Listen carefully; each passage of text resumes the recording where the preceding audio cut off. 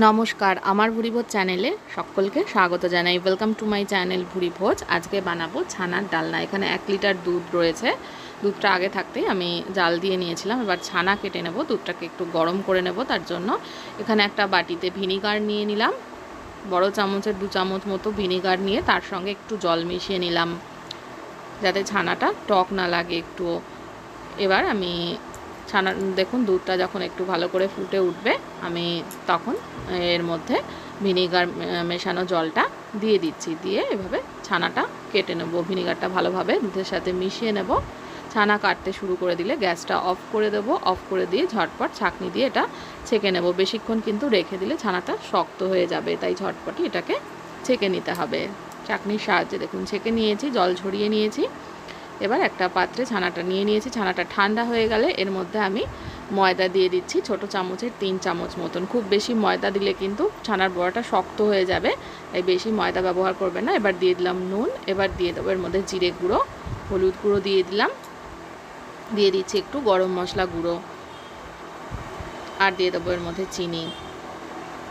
এবার ছানাটাকে ভালো করে চটকে মেখে নিতে হবে, খুব সুন্দর করে কিন্তু একদম চটকে চটকে ভালোভাবে, আটা যেরকম মাখি সেরকমভাবে ভালোভাবে মেখে নিতে হবে।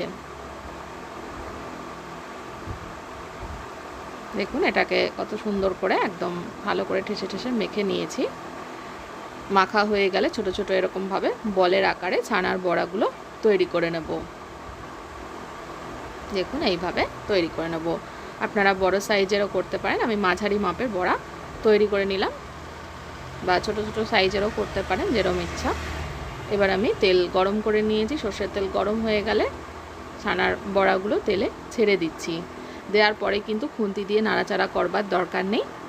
তলা থেকে যখন দেখবেন ব্রাউন কালার হয়ে এসছে, তখন ছানাগুলোকে উল্টে দিতে হবে অপর দিকটা।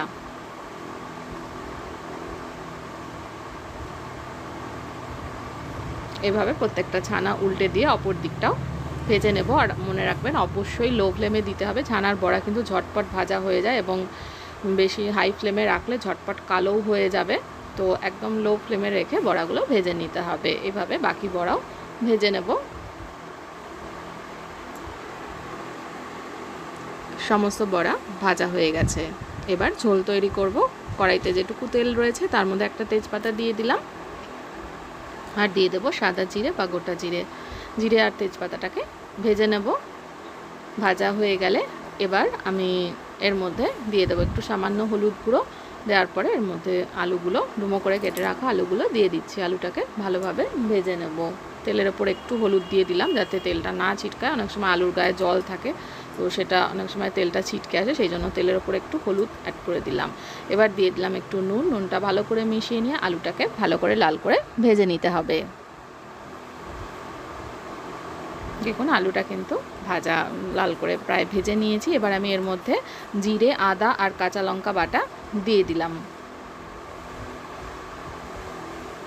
এখানে 2-3টে কাঁচা লঙ্কা, জিরে আর হাফ ইঞ্চি মতো আদা রয়েছে, সেটা একটু সামান্য জল দিয়ে বেটে নিয়েছিলাম। সেটা ভালো করে কষিয়ে নিচ্ছি। কষানোর সময় হলুদ গুঁড়ো অ্যাড করে দিলাম।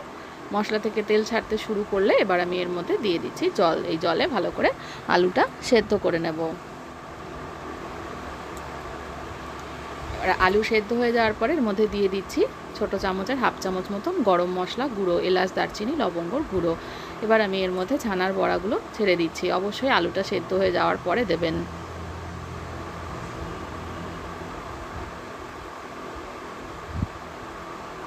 এবার ছানাটা দেওয়ার পরে 1 থেকে 1.5 মিনিট মতন ফুটিয়ে নেব। কত সুন্দর বড়াগুলো তৈরি হয়েছে, খেতে কিন্তু অসাধারণ হয়। এভাবে নিরামিষ দিনে ছানার ডালনা বানিয়ে নিতে পারেন। শেষে নামানোর আগে একটু চিনি দিয়ে দিচ্ছি। চিনিটাকে ভালো করে মিক্স করে নেব। চাইলে একটু শেষে ঘিও অ্যাড করতে পারেন। এটা একদম তৈরি খাওয়ার জন্য।